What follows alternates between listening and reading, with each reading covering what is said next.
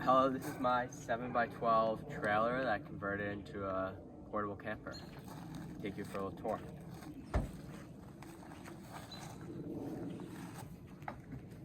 So as you can see, step inside, it's a pretty small space. So up in the front, it has the V front configuration, where I just set up a nice countertop area for working, setting things down wherever you need.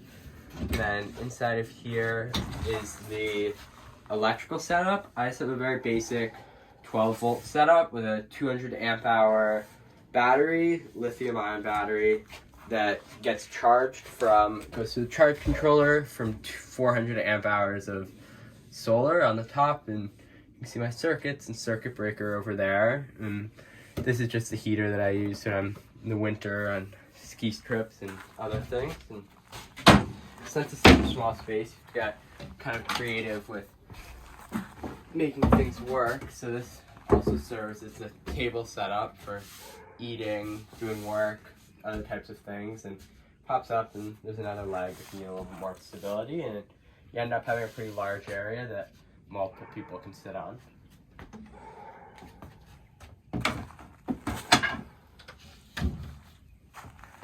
So this also has two windows on the inside. They do have built-in shades and they open and close, and then I have these shades that pull down and cover up if you don't want to be seen inside or you want to sleep in.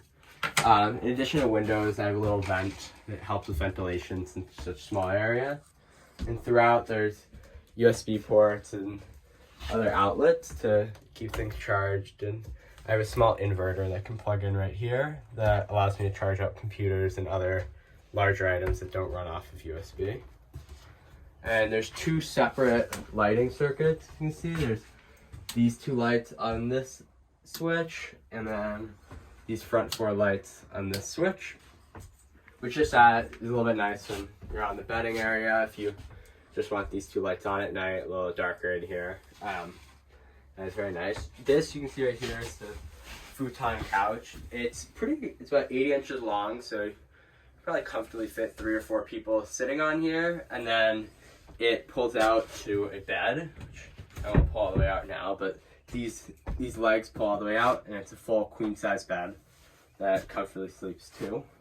And up here I have 2 cabinets and a shelving area. They're pretty simple. They just fold down and they can use for storage, store my sleeping bag, pillow, other bedding items up there. Up here I store a lot of my bungee cords and other ropes and tie-down areas. You'll notice spread throughout the whole thing, there's a lot of different hooks and ropes all tied throughout that are kind of holding these boxes in place, which is what I use to store a lot of clothes and other items so they're not sliding around driving. I also have a fire extinguisher here just for safety. I originally held it up front, but that I learned was not a great idea since that's where all the electrical components are. That's where a fire is likely to happen. So having it far away from there is keeping it up here for now. Action. In addition to the fire extinguisher, I have a carbon monoxide and smoke alarm that also help me keep me safe in the event something catches on fire. And I also use a small propane heater, so making sure that there aren't any fumes emitting from that is also very important in such a small space. In addition to having that propane heater, I do have a vent fan that in the summer is excellent because it does get pretty hot in here. So it's able to open all the way up and then both suck air in and pull air out, which is really nice to control the heat, and when I'm running that propane heater to have a little bit of ventilation and keep things warm because it actually gets things almost too hot in here sometimes. So this is more of the living area. I'll now go back to the kitchen storage area.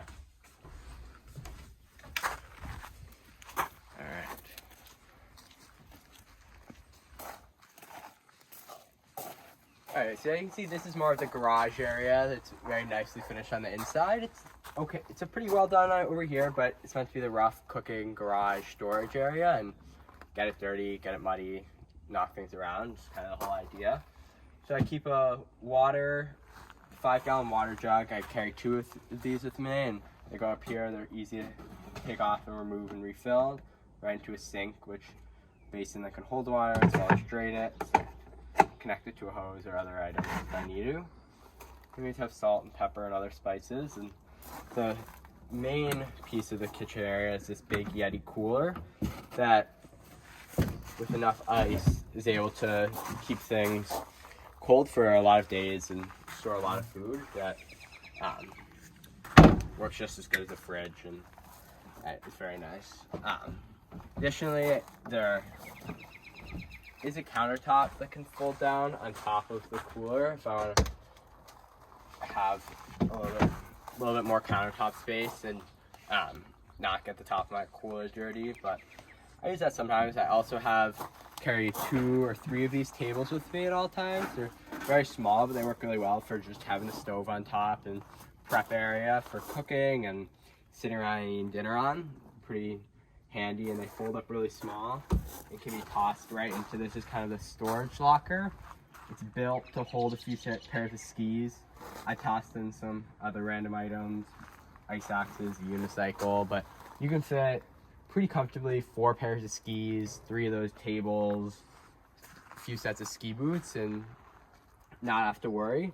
There's also a few hooks and tie down areas just to keep things in place so that you're not jamming up your bindings while driving. And similar to front, this does have 2 lights. It gets dark and you're cooking. And yeah, I keep a little extra propane. This is what my heater and my stove run off of. And I carry just some chairs and stools with me. They're pretty handy and pretty easy to set up. You kind of pop this open and stool, cooking and doing those types of things and sitting around the fire. So these are just nice little small things to carry with me. And then the final feature of this area is sometimes you're going to want to get to things on the inside. So here I pull out a little bit of insulation, and this cooler is able to pass right through into the living area.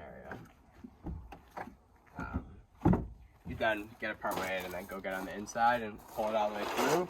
This allows you to have another seating area up front, as well as access your food or other items that are storing here, and reach around, grab something out of the back area, which is sometimes nice when you're inside and all cozied up. And one final part of the trailer is this mural. This is a mural that my buddy Justin made for me on the side of the trailer.